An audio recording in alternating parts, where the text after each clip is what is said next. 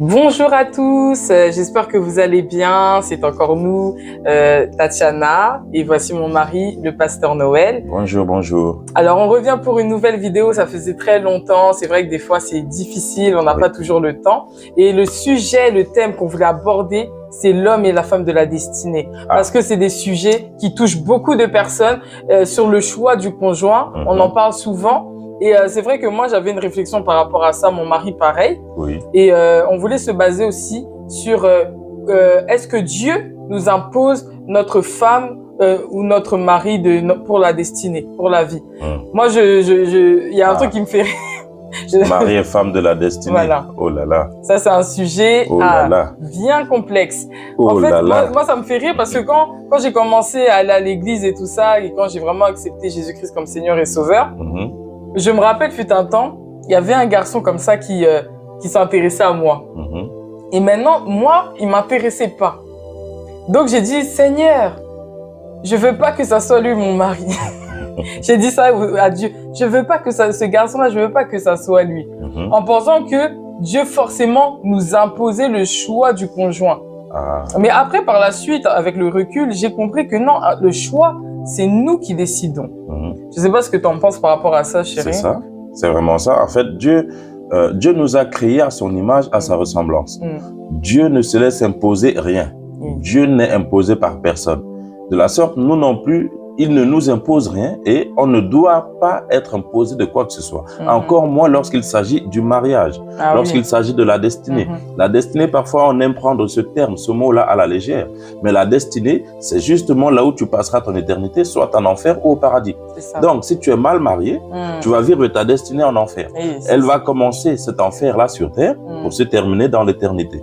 Mais si tu es réellement bien marié par la grâce du Seigneur, alors tu vivras l'éternité dans le paradis terrestre et également dans le paradis céleste. Mais la destinée, le mari, la femme de la destinée, ce n'est pas quelqu'un que Dieu va prendre et venir te donner en te disant celui-ci est ton mari, celle-ci est ta femme de la destinée. Avec Dieu, ça n'existe pas. Parce que souvent, chérie, j'ai remarqué, tu sais, excuse-moi, je ne sais pas si je t'ai coupé ou si tu avais quelque chose à dire.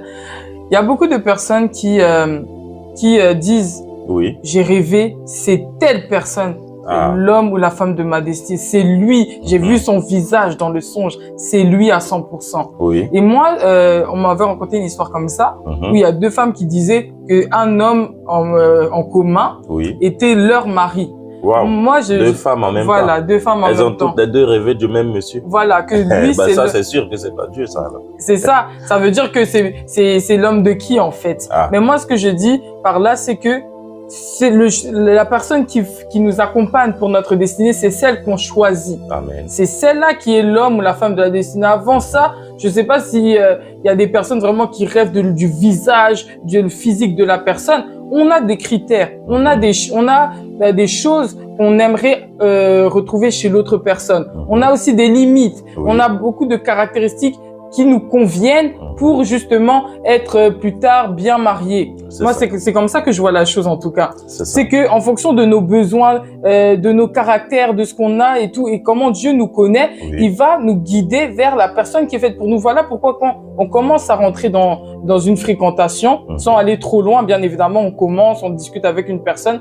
Il faut toujours demander à Dieu, cette personne-là avec qui je parle, qui est? Révèle-moi son cœur, révèle-moi qui elle est, révèle-moi si elle me correspond, révèle-moi si c'est cette personne qui va être bien pour moi. Et c'est là que Dieu va te révéler en fonction de ce que tu vas voir chez la personne, si cette personne te correspondra pour le futur, pour ta destinée. Ça ne veut pas dire que tu la connaîtras par cœur à 100% quand on rentre dans le mariage, on découvre d'autres personnes, mais tu ne seras pas mal marié. Ça veut dire que vous allez pas avoir vous serez pas comme on dit là les relations toxiques, c'est-à-dire il y a beaucoup de choses, des adultères, vous vous tapez, vous disputez à un niveau, ça sera pas ça en fait votre quotidien. Vous allez plutôt vivre des bases plutôt saines avec bien sûr des désaccords et tout ça. Moi c'est comme ça que je vois la chose et je me dis pas qu'il y a une personne que Dieu va dire c'est lui. Vraiment, je bénis le Seigneur déjà, tu vois. C'est pourquoi nous te disons, c'est très important d'être vraiment bien marié. Bien sûr. Être bien marié, cela ne veut pas dire que tu l'as vu dans le rêve. Voilà. Là, je suis béni simplement en écoutant mon épouse. Vraiment, ma femme me parle bien. Je suis vraiment béni. Merci à notre Dieu. Gloire à Dieu. Quoi qu'il en soit, Ce qui est dit, c'est que lorsque nous prenons la parole, lorsque Dieu a apporté, si je dois dire, a amené Ève à Adam, parce que beaucoup, Dieu a amené. Donc, il faut savoir une chose. Vraiment, même dans ce principe-là, il faut se baser sur les Écritures. D'accord? L'homme quittera son père et sa mère et s'attachera à sa femme. C'est un point. Le second point, c'est que Dieu a endormi Adam. C'était Adam qui était endormi. Ce n'était pas la femme qui dormait et qui a vu Adam. C'est Adam qui était endormi et Ève est sortie de la côte d'Adam. Donc, pendant qu'Adam dormait, il n'a pas fait un rêve de comment Ève doit être. Il n'a pas vu Ève dans un songe où Dieu lui disait « Adam, voici celle... » Non. Lorsqu'il est réveillé, il va poser les regards pour la toute première fois. Il ne l'a vu ni en rêve, ni en songe, ni en vision, nulle part. Pour la toute première fois, il va voir. Il va dire « Waouh, voici cette fois-ci, celle qui est os de mes os et chair de ma chair. » On l'appellera femme. Donc, ce n'est pas dans une vision, un rêve, un songe que Dieu viendra te dire c'est lui. Non. Dieu ne te dira même jamais c'est celui-ci ton mari. Mais Dieu, il va te parler au travers des actes, au travers des circonstances, au travers de la nature, du caractère de l'autre. C'est pourquoi, comme mon épouse te l'a dit, il ne faut pas demander à Dieu de te dire que c'est lui, mais demande à Dieu de te révéler qui est la personne en face. Parce que c'est le caractère de cette personne, la nature de cette personne avec qui tu vas passer tout le restant de ta vie sur terre. Donc, si c'est un caractère, une nature qui ne te correspond pas, tu vas être mal marié. Et qui dit mauvais mariage veut dire enfer sur terre. Mais c'est ça en fait, chérie, parce que il y a des personnes qui négligent beaucoup le choix du conjoint. C'est-à-dire nous les femmes, on voit vraiment qui est qui. En réalité, il y a beaucoup de, on va dire, comme on dit, les red flags, hein, les drapeaux rouges qui nous alertent que cette personne n'est pas bonne pour nous. Mais beaucoup de femmes, malheureusement, moi je parle beaucoup aux femmes, s'entêtent de rentrer dans des mariages qui sont déjà bancals parce que elles ont vu des choses, elles les ont négligées, elles ont dit non, moi je veux cet homme, je veux supporter. Peut-être même en côtoyant cet homme avec les désirs qu'elles ont dans leur cœur par rapport à cet homme-là, elles ont fait des rêves et en faisant des rêves peut-être de romance ou d'amour par rapport à cette personne qu'elles fréquentent, et ben elles pensent que maintenant en fait c'est erroné parce qu'il y a leurs émotions et les désirs de leur cœur qui sont rentrés dans ces rêves et tout ça, et elles vont penser que comme j'ai rêvé de lui dans cette posture, dans cette manière, et ben forcément c'est lui cette personne, alors que dans les circonstances qui sont réelles, dans le caractère de la personne et dans ce que elle voit de la personne, elle voit pas des bonnes choses. Peut-être l'homme est violent, peut-être il fait beaucoup de choses qu'elle n'aime pas, mais elle va quand même s'entêter pour entrer dans ce mariage-là, et surtout aussi avec la pression de la société. Mais on n'est pas là pour se marier à cause des gens, parce que la personne avec qui tu vis, c'est elle qui va t'influencer. C'est ça. C'est le choix de lier ton avenir avec une autre personne. Et si cette personne est une mauvaise personne pour toi, eh ben tu vas t'éteindre en fait. Même l'étoile que Dieu a mis en toi, même les dons, les talents que tu as en toi vont s'éteindre à cause de cette personne-là. Parce que quand par exemple, je sais pas, on est marié, si maintenant mon mari fait que de me rabaisser, fait que de me faire des mauvaises choses, eh ben ce qu'il y a en moi va être enfoui. Je vais rester comme ça, je vais rester caché, je serai plus à l'aise avec moi-même. Mais si tu as une bonne personne à côté de toi, ça va te pousser, te propulser pour faire les choses, même par rapport au Seigneur. C'est cette personne-là qui va t'influencer le plus dans ta vie, et avec qui tu vas aussi être un partenaire, parce que vous devez derrière, faire l'éducation de vos enfants, et sur tout ce qui est dans votre vie, vous devez vous être solidaires, être ensemble, être unis, et toutes ces choses-là, c'est pas des choses à négliger. C'est pas les choses à prendre à la légère. Voilà pourquoi on parle souvent du choix du conjoint, parce qu'on dit oui, c'est les thèmes qui plaisent. Oui, c'est un thème qui est important parce que on doit savoir comment choisir la bonne personne qui est à côté de nous. C'est ça. Voilà. Tout à l'heure, Chira, en parlant, tu as parlé de cette parole qui dit « Fais de l'Éternel tes délices et il te donnera ce que ton cœur désire ». Beaucoup d'entre vous, surtout vraiment, pardon, mais les sœurs, vous êtes spécialisées vraiment dans ce verset lorsqu'il s'agit du conjoint. Fais de l'Éternel tes délices, il te donnera ce que ton cœur désire. Et pour toi, tu as vu le frère qu'il est abdominé, il est tout tracé, il est tout... Pour toi, ça y est, c'est celui-ci. Mais il faut comprendre ce que ce passage dit. Il dit, fais de l'Éternel tes délices. Faire de l'Éternel ses délices ne veut pas dire aller à l'église tous les jours. Cela ne veut pas dire servir tous les jours. Faire de l'Éternel ses délices, ça veut dire que c'est l'Éternel qui est ton être premier d'abord. Ta relation étroite et intime avec lui, c'est ce qui compte en premier. Or, tu sais pertinemment que tu n'es pas réellement dans cette phase-là avec le Seigneur, tu n'es pas réellement dans cette osmose avec Dieu, mais, étrangement, C'est au moment le plus précis, le plus critique, si je dois dire, qui est le mariage de ta vie. C'est là où tu vas négliger parce que tu veux être trop pressé de te marier. Tu es influencé par la société, par la famille, par les proches. Oui, le mariage. Et puis tu vas te jeter peut-être la première. Surtout, tu as vu quelqu'un. Il est peut-être beau physiquement, mais tu as vu son comportement. Vous n'êtes même pas encore marié. La personne a une certaine attitude. Vous êtes simplement dans une relation où vous apprenez peut-être à vous découvrir pour peut-être demain être ensemble, pour vous diriger vers le mariage. Il y a déjà des choses qui sont déplaisantes. Mais toi, tu es toujours attaché parce que tes émotions. Dieu, laisse-moi te dire, bien-aimé, Dieu n'est pas émotion, Dieu est esprit. Dieu n'est pas émotion, Dieu est relation. Donc, tout ce qui est émotionnel, ça ne vient pas de Dieu. Donc, tu peux avoir quelqu'un qui te correspond normalement, mais il ne plaît pas à tes yeux. Tu comprends? Tu peux avoir quelqu'un qui te correspond, mais ne plaît pas à prime abord à tes yeux. Parce que c'est avec le temps, parce que ça vient par la suite. Il faut quand même que, comme Adam l'a dit, voici cette fois celle qui est os de mes os, chair de ma chair, il doit te plaire aussi à un moment. Mais je dis bien à prime abord, ça peut être quelqu'un, tu vas te dire, mais attends, moi, c'est pas mon genre de personne. Elle là, c'est pas, pourquoi? Mais au fur et à mesure, lorsque tu vas commencer donc à connaître la personne, à connaître son comportement, son caractère et son attitude, tu verras que même la beauté qui frappe l'œil va commencer à se révéler et à se manifester. C'est pourquoi il ne faut pas être attiré par ce qui frappe le regard d'abord. Eh bien, il faut regarder ce que Dieu lui-même, il regarde. Donc, il faut demander à Dieu de faire sortir et en toi et en l'autre des choses qui doivent être sues, qui doivent être connues. Pourquoi je dis et en toi et en l'autre? Il faut que la personne à qui tu vas être présenté, la personne avec qui tu seras en face, elle aussi doit voir quelque chose en toi qui va l'attirer.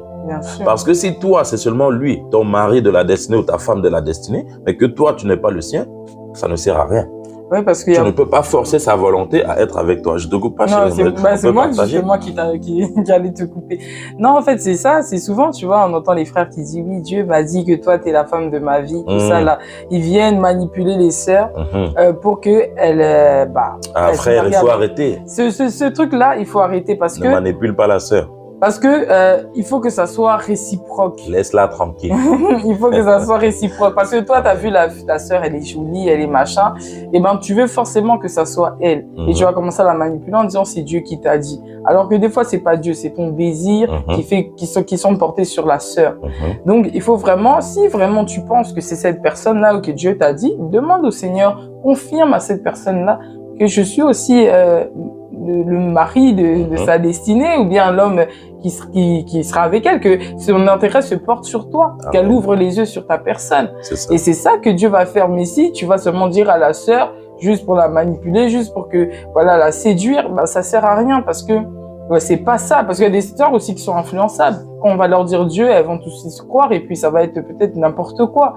Donc, il y a beaucoup plus important que ça. Il faut faire attention. Il y a aussi la relation qu'on entretient avec Dieu. Oui. C'est important quand tu choisis cette personne-là d'avoir une relation avec Dieu et vraiment beaucoup parler à Dieu. Moi, je me rappelle pendant l'étape des fiançailles, hein, chérie, je demandais constamment à Dieu, c'est lui. Et moi, je disais quelque chose, je disais au Seigneur une chose. J'ai dit, moi, je veux pas rater mon mariage.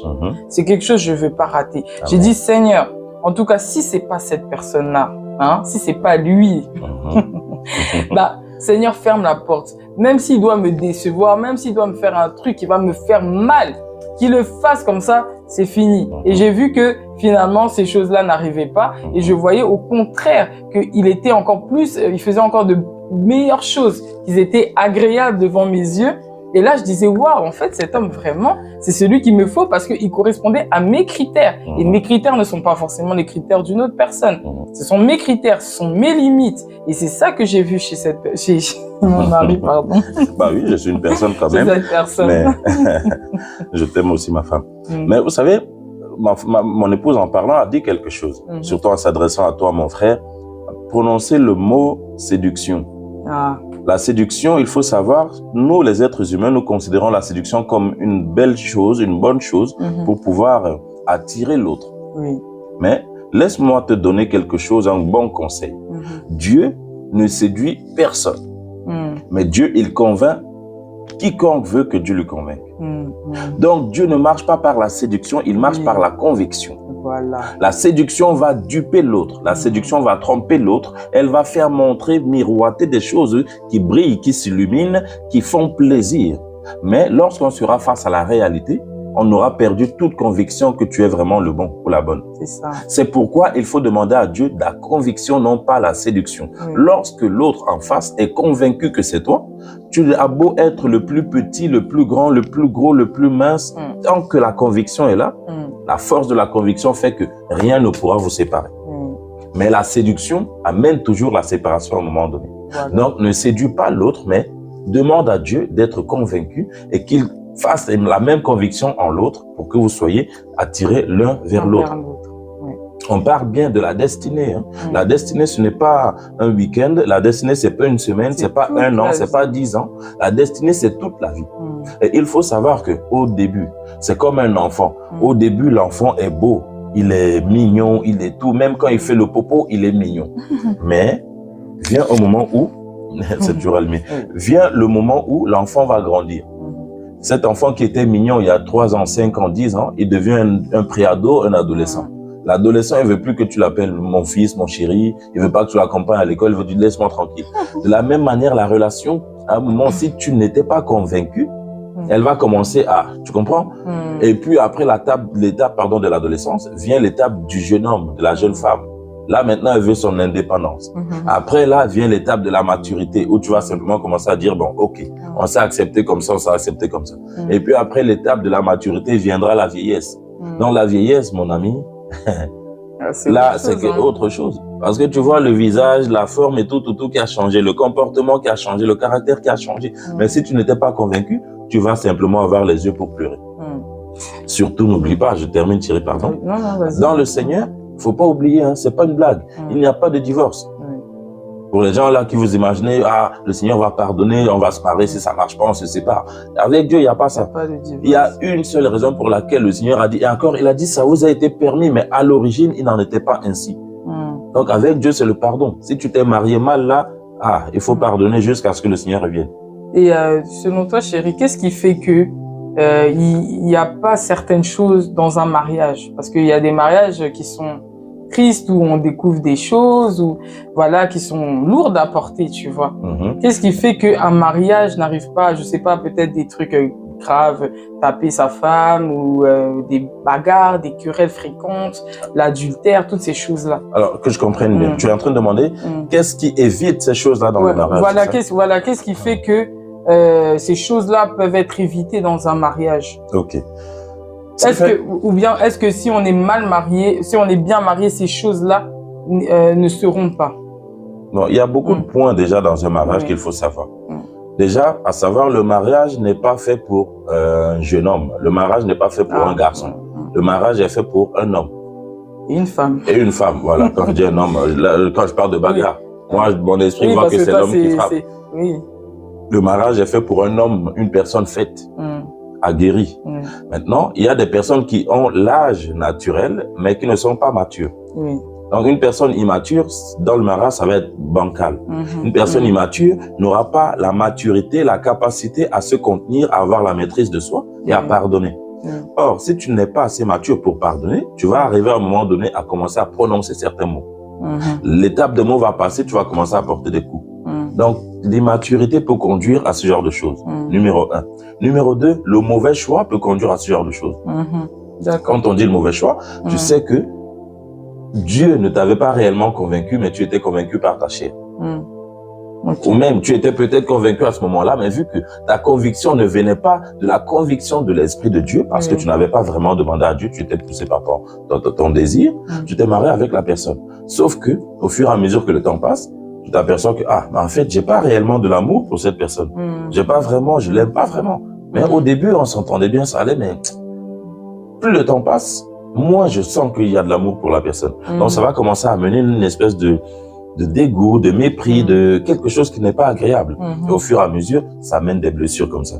Donc, c'est pour ça qu'il faut vraiment éviter, lorsqu'on parle de mariage, c'est quelque chose où, tu sais, sur la terre, l'alliance la plus sacrée pour Dieu, c'est pas l'homme dans le ministère, mais c'est le mariage. C'est le mariage. L'alliance la plus sacrée sur terre, c'est ton mariage. Ce n'est pas ton ministère. C'est ton mariage. Parce que c'est le mariage que Satan veut détruire. Si Satan détruit le mariage, il a détruit les personnes. S'il a détruit les personnes, il a détruit l'Église. Donc, Satan va attaquer ton mariage. C'est pourquoi c'est Dieu lui-même qui a marié l'homme et la femme. C'est pas, ou plutôt si je dois dire béni.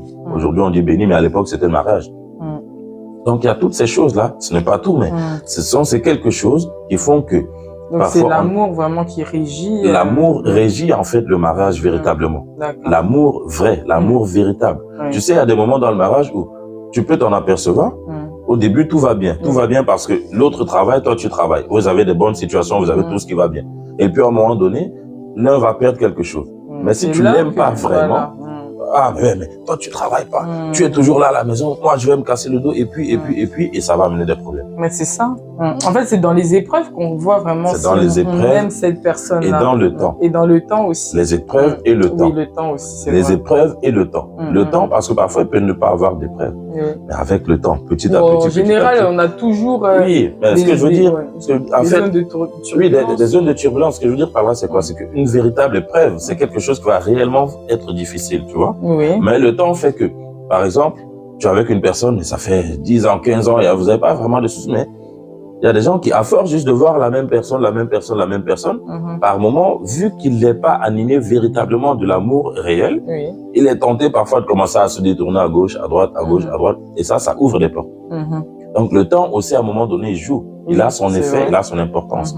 Au-delà même des difficultés pures, tu vois. Donc tout ça, ce sont des choses qu'il faut éviter. Comment donc les éviter?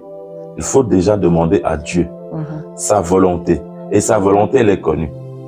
Pour que tu aies des projets de vie et non de malheur afin de te donner une vie et de l'espérance. Ça, c'est la volonté de Dieu pour toi.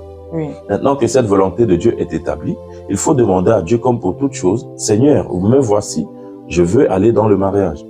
Dans ce mariage-là, je ne sais pas qui est l'autre en face.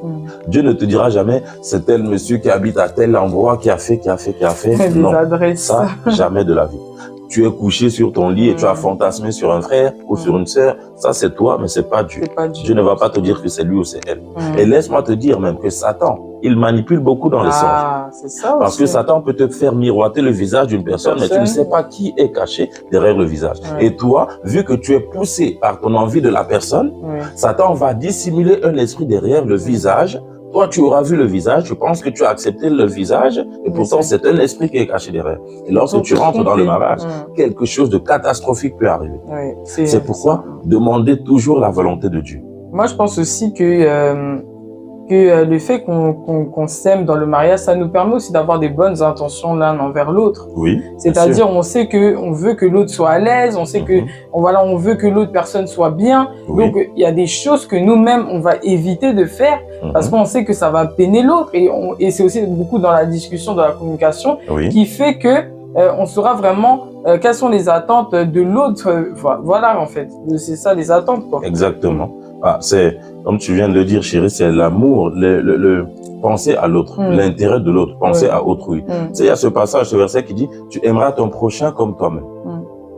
Parfois, il arrive que les gens ne savent pas aimer les autres, mais c'est pas vraiment qu'ils détestent les autres, c'est qu'eux-mêmes ne savent pas s'aimer eux. Parce que tu ne sais pas t'aimer, ça veut dire que tu ne sais pas manifester l'amour. Vu que tu ne sais pas le manifester, tu ne peux pas aimer celui qui est en face de toi. L'amour véritable, il pardonne tout. Il excuse tout, il croit tout, il espère tout. 1 Corinthiens chapitre 13, verset 1 à 13. Tu lis ce passage, tu lis ce chapitre-là et tu seras réellement béni lorsqu'on parle de l'amour. Et l'amour maintenant aussi, il dit la vérité. La vérité parfois, parce que tu aimes l'autre, tu dois dire la vérité, peut-être qu'il va blesser, peut-être qu'il va déranger, peut-être qu'il va faire de la peine. Tu peux aimer une personne, il y a différents types d'amour. J'ai déjà fait des enseignements, il y a différents types d'amour. Il y a l'amour éros, il y a l'amour agapé, il y a l'amour philéo. Dans ces trois types d'amour-là, tu peux être attiré par une personne dans l'une des trois. Mais cela ne veut pas dire que c'est la personne avec qui tu vas être marié. Maintenant que tu ne veux pas forcément être marié avec la personne, ton mariage, j'ai envie de te dire, il va dépendre de comment tu vas traiter le frère ou la sœur avec qui tu ne veux pas te marier. Si tu ne veux pas de quelqu'un, ne le repousse pas comme un malpropre. Ne le rejette pas comme un résidu, comme ah non, je t'ai déjà dit, laisse-moi, c'est pas toi que je veux. Non. Comment tu vas le traiter là? Dieu, sache-le, est en train de te mettre à l'épreuve par rapport à ton mariage à venir. Tu maltraites quelqu'un avant ton mariage, à coup sûr, ton mariage, tu seras maltraité. Après, des fois aussi, chérie, si tu dis non à une personne, ça va lui faire mal. Ça veut pas dire c'est justement ça.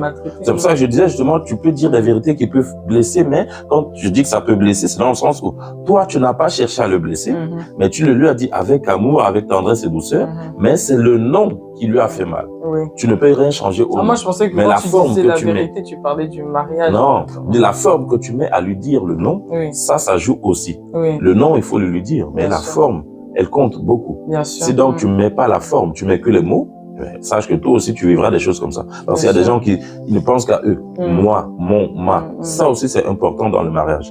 Lorsqu'on va au mariage, il faut oublier toi, mais il faut penser à l'autre. Comme mon épouse l'a dit précédemment, lorsqu'on regarde mariage, vous savez, moi, ma technique, mon astuce avec mon épouse, ça a été quoi? Quand je sais que je veux faire quelque chose de bien, je fais du bien à ma femme. Parce que quand je fais du bien à ma femme et que ma femme est bénie, elle n'aura pas à lutter pour me faire du bien en retour. Elle n'aura pas à chercher longtemps pour essayer de trouver quelque chose qui me fasse du bien. Bien sûr. Or, si je ne lui fais pas du bien, mais que je lui demande simplement, fais-moi du bien, fais-moi du bien, à un moment, ça amène des frustrations. Ça amène des incompréhensions. Elle se dit, mais moi, il ne me fait rien, mais il veut toujours que je fasse. Elle ne me donne rien, mais elle veut toujours que je fasse. Donc, le fait de penser à l'intérêt de l'autre fait que l'autre se sente à l'aise. Et lorsque il ou elle se sent à l'aise, c'est beaucoup plus facile pour lui, pour elle, de faire sa part vers toi. Bien sûr. Et tu verras donc que si tous les deux, vous avez la même mentalité, à savoir faire plaisir l'un à l'autre, vous êtes vraiment un couple béni, un mariage béni. Parce que vous allez aller de hauteur en hauteur, de gloire en gloire, d'élévation en élévation. C'est ça. Merci Seigneur. Non mais c'est ça, c'est exactement ça, chérie. Et comme dans la Bible, on a aussi des rôles à respecter. On dit souvent, femmes, soyez soumises, et hommes, aimez votre femme comme Jésus a aimé l'Église. Donc, pour respecter ces principes-là, comme Marie le disait, il faut aussi que chacun fasse sa part. Parce que c'est plus facile pour une femme d'être soumise à son mari si lui aussi l'aime et lui donne tout l'amour, l'affection dont elle a besoin. Et vice-versa. C'est plus facile à un homme d'aimer sa femme quand il voit que chez cette femme, il voit la soumission, il voit de l'amour, il voit vraiment que cette femme, elle lui fait quelque chose de bien. Exact. Et c'est réciproque, en fait. Enfin, moi, je vois le mariage, c'est quelque chose de vraiment réciproque. S'il n'y a plus rien d'un côté, c'est un mariage qui ne tient plus la route, parce que c'est deux personnes, en fait, le mariage. C'est vraiment, deux personnes. C'est deux personnes. En fait, deux personnes. Vous savez, comme on dit, l'univers a horreur du vide. Il a horreur du vide. Donc, dans l'univers, il n'y a pas de vide. Quand bien même tu quittes la Terre et que tu vas dans la stratosphère et que tu montes encore plus haut, tu as l'impression de ne rien toucher. Mais en fait, tout ce que tu penses ne rien toucher, il y a quelque chose ici. Donc, il y a de vide nulle part. De la sorte, ça fait que dans le mariage, il faut une parité. Il faut deux personnes. Le mari, la femme. Dans cette relation à deux personnes, donc, il ne peut pas y avoir simplement une personne qui fournit des efforts et l'autre non. Parce que sinon, la relation devient comme ça, bancale. Et si la relation est bancale, vous êtes les tordus tous les deux. Il faut que chacun fournisse sa part d'effort. Bien sûr. Vous devez être complémentaires. Et comme souvent je dis, dans cette complémentarité-là, il faut oublier ces mots, il faut oublier ces termes où on dit « ma moitié »,« mon frère, ma sœur ». Tu n'épouses pas une demi-sœur. Tu n'épouses pas un demi-frère. Tu épouses un frère complet. Tu épouses une sœur complète. Mais tu l'épouses avec ses qualités et ses défauts. Et il ou elle t'épouse avec tes qualités et tes défauts. C'est ce qui fait donc que lorsque vous allez prendre les qualités de l'un et de l'autre, parce que vous êtes des êtres individuels et complets, ça va faire un être. Vous allez prendre les défauts de l'un et de l'autre, ça va faire un être. C'est ça. Ce n'est pas une moitié et une moitié. Si tu prends que sa moitié, tu vas choisir laquelle, la bonne ou la mauvaise. C'est ça. Tu ne peux pas, tu dois prendre les deux. Et maintenant que vous avez pris les deux, vous devez commencer à travailler l'un avec l'autre. Parce que toi, le mari, tu es, comme on dit, le chef de la femme. Mais le chef, ça ne veut pas dire c'est toi qui es là pour cogner sur elle. Ou le chef, c'est toi qui elle est esclave. C'est toi, ou elle est ton esclave. Non. Le chef, ça ne veut pas dire ça. Le chef, ça veut dire celui à qui on se réfère pour prendre des décisions. C'est comme une équipe. Le chef d'équipe, ou plutôt le capitaine, c'est pas le chef de l'autre collègue. Ils sont tous collègues, ils jouent tous ensemble, mais il y a un capitaine qu'on appelle lorsqu'on a besoin de parler de certaines choses. C'est ça. Le mari, lorsque Dieu a besoin de parler, c'est le mari, c'est la tête du mari. C'est pourquoi la femme porte le nom du mari. Mais ça veut pas dire que elle t'est soumise comme je ne sais pas quoi. Parce que le mariage ne te trompe pas. Hein. Dans le mariage, toi-même, mon frère, tu peux être amené à te soumettre à ta femme. Ah, si cela va te choquer, il ne faut pas que ça te choque. Tu peux être amené à te soumettre à ta femme. Moi, je le dis, je suis serviteur de Dieu aujourd'hui, je suis pasteur par sa grâce, mais il y a des choses où par moment, je n'ai pas toute la clairvoyance. Mon épouse a peut-être un meilleur discernement sur certaines choses. Alors, lorsqu'elle me dira, ah chérie, tu sais, non. Là, je pense que comme ceci, comme cela, comme ceci, comme cela. C'est pas parce que c'est moi la tête de la maison, du foyer, que je vais dire non. Même si tu as vu comme ça, on fait comme j'ai dit. Mon ami, ça te mène à la perte. Ça te mène à ta perte. Parce que la femme, elle peut être dotée d'une sagesse, d'un discernement que tu n'as pas forcément. D'où la complémentarité dont je parlais précédemment. C'est ça. Ah, c'est exactement ça, chérie. Et attends, qu'est-ce que je voulais dire? Il y a un point sur lequel je voulais rebondir, mais ça m'a échappé. Oui, il faut aussi beaucoup, dans le mariage, on a besoin de beaucoup communiquer l'un envers l'autre. Parce que c'est vrai que ce qui casse beaucoup de mariages, c'est le manque de vérité, de sincérité, le manque d'exprimer aussi ce que chacun ressent, ce que chacun désire chez l'autre, des choses comme ça. Parce qu'on est deux personnes. On est deux personnes. On a une éducation, on vient nous deux de quelque part qui ne sont pas toujours pareils. On vient pas forcément des mêmes milieux, on n'a pas vu les mêmes parents, etc. Ça fait que peut-être lui, il va demander de l'amour d'une certaine manière, et moi aussi j'aurai ma façon de demander de l'amour. On a comment on appelle ça, le langage de l'amour. Le langage de l'amour. Nos langages de l'amour ne sont pas forcément pareils, identiques. Surtout nous les femmes, on est souvent dans les émotions, on a besoin d'affection, on a besoin de tendresse, machin. Et peut-être l'homme, lui, le fait qu'il te manifeste de l'amour, c'est peut-être plus sur des choses concrètes.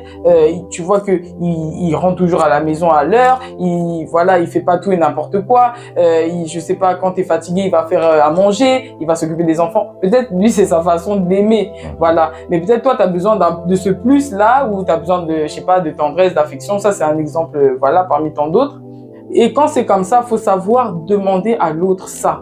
Parce que quand la personne t'aime, forcément, quand tu vas lui demander, elle va avoir les oreilles ouvertes. Et c'est pas parce que elle le fait pas de manière automatique qu'elle ne t'aime pas. Parce qu'il y a des femmes qui pensent ça. Oui, j'ai pas besoin de lui dire pour qu'il le fasse. Parce qu'il m'aime, donc il doit le faire. Non. Il y a des hommes qui ne savent pas ça. Et comme il y a des femmes aussi qui ne savent pas ce que désire son homme. Peut-être son mari désire, je sais pas, quand il rentre, qu'elle lui enlève le manteau, je sais pas, des choses. Tout dépend de la personne. Et maintenant, c'est à la personne de demander, de dire oui chérie, moi j'aimerais bien que tu me fasses comme ça, j'aimerais bien que tu fasses comme ça, parce que moi, quand tu fais ça, c'est ça qui va me montrer que tu m'aimes, c'est ça qui va me rapprocher de toi, machin. Et comme la personne t'aime, elle va l'entendre, elle va faire ce que tu désires, même si elle peut-être elle n'a pas autant d'importance dans ces choses-là, mais le fait que toi tu désires ça, avec l'amour qu'elle te porte, elle va aussi te donner ces choses-là. Ah, waouh! C'est tellement vrai, tellement véridique ce que tu dis, chérie. Les deux points qui ont été mentionnés, premièrement, le langage de l'amour, c'est extrêmement important, c'est même vital dans un couple, dans un mariage. C'est vital. Mais comment donc, non, t'inquiète pas, c'est allumé. Comment donc aborder le langage de l'amour? On aborde le langage de l'amour par la communication. Mais non pas n'importe quelle communication, la communication constructive, parce qu'il y a les communications qui sont destructives. Il y a des gens parfois qui communiquent, mais par des engueulades, par des embrouilles, par des insultes, des injures, des querelles. Et finalement, parce qu'ils ne savent pas communiquer. Oui, mais vu que tu ne sais pas communiquer, tu vas communiquer, mais de manière destructive. De la même façon, si tu sais communiquer, tu vas communiquer de manière constructive. Parce que vous pouvez être en désaccord, mais avoir une communication constructive l'un avec l'autre. Il y a des personnes qui sont en désaccord, ils n'ont pas forcément un problème grave, mais parce qu'ils n'ont pas la communication constructive, ils vont pas se comprendre, ils vont s'insulter, s'injurier, casser les assiettes, et puis peut-être même se séparer inutilement, alors qu'il n'y a pas de problème. Simplement parce que la communication n'est pas constructive. Donc, il faut exprimer son langage de l'amour par la communication constructive. Peut-être, toi, mon frère, tu rentres à la maison, tu es exténué, tu es fatigué, et madame, elle s'attendait à ce que quand tu vas rentrer, c'est toi qui vas faire telle tâche. Bon, toi, tu es fatigué. Elle se dit, ah, vraiment, oui, il faut qu'il me montre qu'il m'aime. Il faut que. Toi, tu arrives, tu ne sais pas, tu sais que tu es fatigué, tu t'attends à ce qu'on te serve, qu'on te fasse quelque chose, et elle attend à ce que tu fasses quelque chose. Donc finalement, vous êtes là en train de bouder tous les deux. Personne ne parle. Et donc, toi, parce que tu es exténué, tu as le stress, la fatigue de la journée, mais qu'est-ce qui se passe dans cette maison? Et ainsi de suite, tu commences à ôter le temps. Alors qu'il y a juste une chose simple à dire, mais, chérie, je ne comprends pas, je viens de rentrer, d'habitude tu me sers, mais qu'est-ce qui se passe-t-il? Elle va te dire simplement, oui, mais moi j'attends ça, ça, ça, et puis la chose est réglée. Voilà. C'est aussi simple que ça. Le langage de l'amour. Par moment, tu peux avoir une épouse qui peut-être pour elle, le fait que tu lui montres que tu l'aimes, c'est de lui offrir des fleurs, de lui faire des poèmes, de faire... Moi, je suis africain. Moi, en tout cas, mon vieil homme est africain. Mon être nouveau, par la grâce de Dieu, est spirituel. Mais pour ceux qui sont d'origine africaine, la plupart des trucs de offrir des fleurs, et les filles et les garçons, ça ne nous intéresse pas. Donc, si tu as un conjoint, une conjointe occidentale, européenne, ça peut compter pour lui ou pour elle. Moi, je suis pas trop... Offrir un bouquet de fleurs. Ma femme, elle, bouquet de fleurs, c'est... Donc, je sais que moi, c'est pas à cause de ça que j'aurai problème.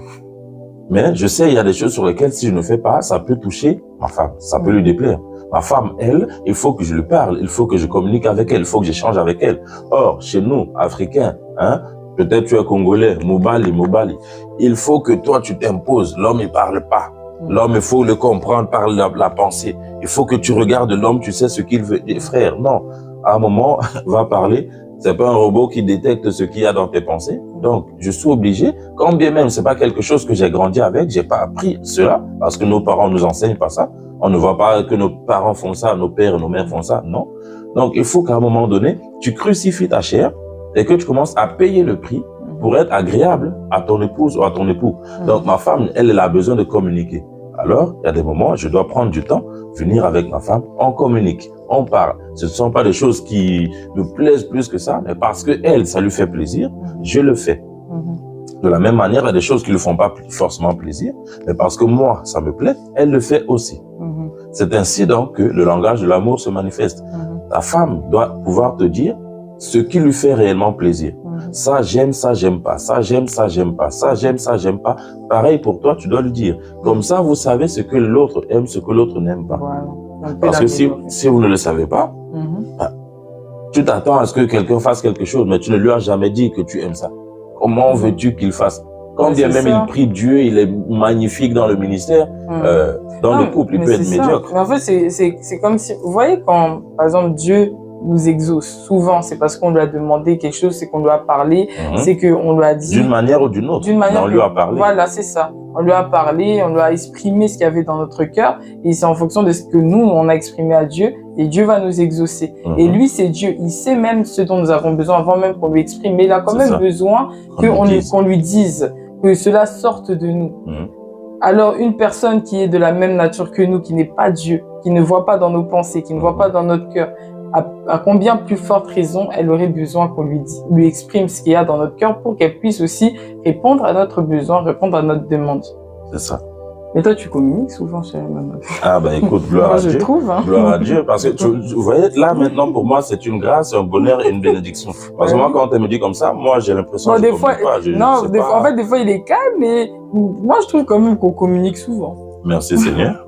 Vraiment gloire à Dieu. Et je prie, j'espère que je fais ce que tu attends de moi que je fasse pour que tu sois heureuse. Oui. Pas tout le temps, pas toujours, mais en tout cas... Mais de manière générale, gloire à Dieu. Alors je bénis le Seigneur. Mais moi je suis comblé. C'est pas moi je suis comblé. Vraiment c'est la vérité. Parce que si on doit être honnête, on ne peut pas encourager par là des gens, des choses que nous-mêmes nous ne vivons pas. Dans notre couple, dans notre mariage, ma femme elle est plus expressive. Elle est plus communicante. Moi je suis plutôt... Si je dois dire directif, moi je communique pas beaucoup. Vous savez, les gens, comme on dit, l'homme il est carré. En fait, t'es plus dans le concret, dans le pragmatique. Moi c'est le pragmatisme, le concret, le direct. Il y a moi, je suis plus dans le détail. On fait. Ma femme, il faut parler, il faut expliquer, il faut exprimer, savoir le comment, le pourquoi. Des fois même, je fais la psychologue, chérie. Alors, comment tu te sens en ce moment? Comment tu te sens en ce moment? Et moi, j'ai dit, écoute, moi, c'est pas des trucs qu'il faut me demander. Mais vu que ça va lui faire plaisir, parce que quelque part, nous les hommes, on pense qu'on est trop fort, on n'a pas besoin de dire ça à la femme. Alors que des fois, parfois, quand tu t'exprimes comme ça auprès de ton épouse, ça lui montre l'intérêt que tu as pour elle. Et puis même toi aussi, ça te libère. Bon, moi, personnellement, je sais pas, ça me libère, mais en toi, je sais que ça fait surtout que ça te montre réellement que ce que je peux considérer peut-être comme ou une faiblesse ou un point sensible, je peux te l'exposer. Et donc, ça te touche, ça te fait plaisir, c'est un bonheur. Moi, nous, souvent, les femmes, c'est ça qu'on a besoin. On aime bien savoir ce que l'homme voilà. peut avoir des faiblesses. Non, pas forcément. Pas forcément.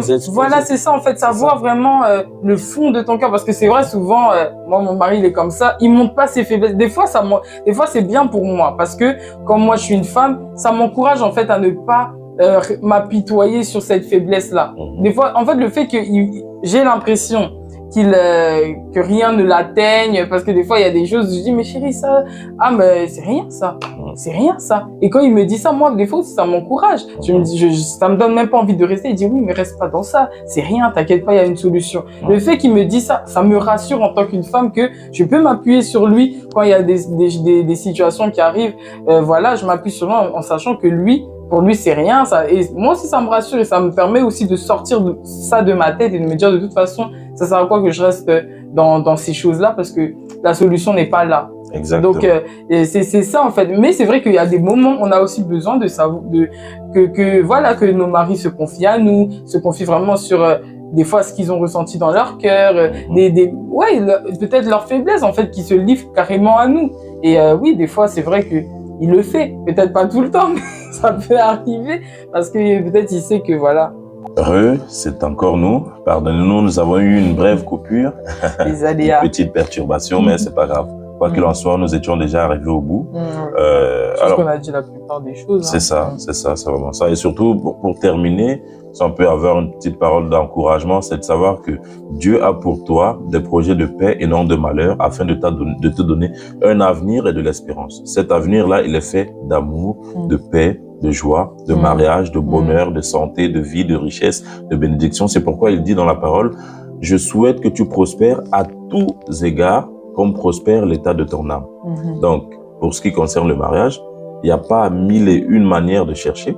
La seule façon de chercher à avoir un mariage véritablement réussi, c'est de rester accroché et attaché au Seigneur. Quand tu es attaché à Dieu, Dieu ne permettra en aucun cas que tu puisses vivre de mauvaises choses dans ton mariage. Pourquoi? Parce qu'il t'aime. Parce que tu fais de lui tes délices et donc il te donne ce que ton cœur désire. La Bible dit, pour terminer de ma part, cherchez premièrement le royaume et la justice de Dieu et tout le reste vous sera donné par-dessus. Donc quand tu veux te marier, demande à Dieu d'être l'organisateur de ton mariage. Demande-lui d'être celui qui va t'inspirer, qui va te motiver, qui va te challenger, qui va te pousser dans le choix du conjoint. Ne regarde pas simplement le caractère physique ou je ne sais pas, des choses qui frappent à l'œil nu. Regarde vraiment tout ça dans sa totalité. Regarde le dedans avant de regarder le dehors. Le dehors doit te faire plaisir, le dehors doit te satisfaire aussi. Mais le dedans, c'est pour ça Jésus dit quelque part, bande d'hypocrites. Il dit hypocrite. Vous prenez soin d'abord de nettoyer au dehors alors qu'il faut commencer à nettoyer le verre au dedans. Car c'est au dedans qui contient les aliments. Et si les aliments sont salis ou empoisonnés, tout le monde va être malade. Donc regarde à ce qu'il y a d'abord au dedans de la personne avant de regarder à ce qu'il y a à l'extérieur. Demande toujours à Dieu sa volonté et il agira dans ta vie. Pour ma part, j'ai terminé. Que Dieu te bénisse. Chérie, je te laisse. Alors, pour mon dernier mot, le mariage parfait n'existe pas, mais des mariages équilibrés et sains existent. Parce qu'il y a beaucoup de personnes qui pensent que oui, tous les mariages sont pourris, les gens ne sont pas épanouis quand ils sont en ménage. C'est pas forcément vrai. Il y a des personnes qui sont très épanouies dans leur vie maritale, mais par contre, il faut y travailler. C'est-à-dire chacun a sa part à faire, que ce soit le mari, que ce soit la femme, on a tous notre part à faire. Et comme mon mari disait, oui, l'apparence extérieure est importante parce que c'est ce qu'on regarde au début, mais après, il faut aller au-delà de cette apparence extérieure pour regarder ce qu'il y a dedans. Et c'est ce qu'il y a dedans qui compte le plus parce que l'appareil... Oui. Pardon, chérie, moi je me permets de te couper. Hein, parce que cette pensée-là, elle n'est pas bonne. Il faut demander à Dieu, parce que regarde, si tu aimes une personne d'abord pour qui elle est au-dedans, c'est infiniment plus facile de l'aimer à l'extérieur. Oui, non, mais c'est-à-dire, moi quand je disais ça, regarde, je disais ça dans le sens où la première approche qu'on a, en premier voilà, C'est pas le caractère de la voilà, personne. C'est ça. Mais comment dire, quand on regarde, on reste pas focalisé que sur ça. On regarde déjà l'apparence extérieure et après, au fil du temps, on voit ce qu'il y a au-dedans. Oui. Et à partir du moment quand on voit ce qu'il y a au-dedans, ça embellit encore même peut-être plus la personne ou peut-être si on la trouvait pas forcément comme on voulait, et ben ça la rend beaucoup plus jolie. Et c'est ça qui permet aussi de tenir parce que c'est vrai, c'est des choses qui existent. Hein, c'est ça qui frappe l'œil en tout cas. Je sais pas. C'est vrai. Quoi qu'il en soit, vraiment, nous avons été richement, abondamment et puissamment bénis du fait que vous ayez pu écouter, tu aies pu écouter cette vidéo. Tu peux l'écouter seul, tu peux l'écouter entre amis, entre personnes potentiellement mariées, peu importe, mais vraiment notre désir, notre souhait, c'est que le Seigneur fasse pour vous, pour toi, ce qu'il a fait pour nous. Parce que pour nous, c'est pas nous-mêmes qui avons conduit les pas. On fera encore des vidéos par la suite. On parlera de notre témoignage, de l'histoire de notre mariage, comment Dieu a pu orchestrer tout ça. Et vous verrez que ce Dieu dont on parle, ce n'est pas un Dieu, mais c'est le Dieu. Le Dieu du temps parfait, le Dieu du temps excellent, le Dieu du moment propice. Oui, et ne faites rien par émotion parce que c'est une décision des plus importantes de votre vie. Donc voilà. Que le Seigneur vous bénisse, qu'il veille sur vous et sur tous les vôtres. Au nom de Jésus-Christ, shalom, shalom, shalom. Amen.